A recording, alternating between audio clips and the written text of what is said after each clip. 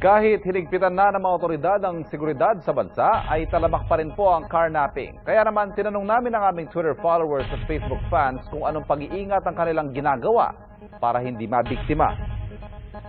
Ayon kay Crystal Campos, always have someone to stay in the car, always lock the doors, and park in a place where you think your car is safe.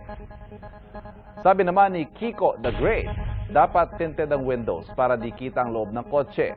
Huwag magdala ng mamahaling bagay o malaking pera. Be extra watchful sa paligid.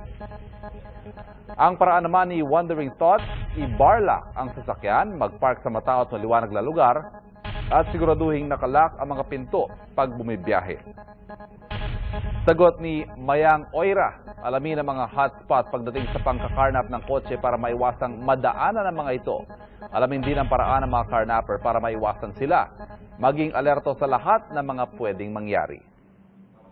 Payo ni Jerome Coronel, buy car alarms and don't display your valuable and expensive belongings in your car so as not to attract the attention of the carnappers.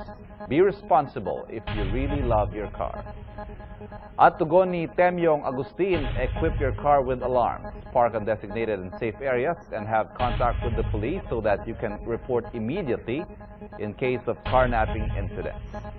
Sali lang po sa diskusyon at baka mapili namin ang opinion ninyo. Sundan kami sa aming official Twitter account at pwede na rin kayo makilahok sa diskusyon sa aming official Facebook page.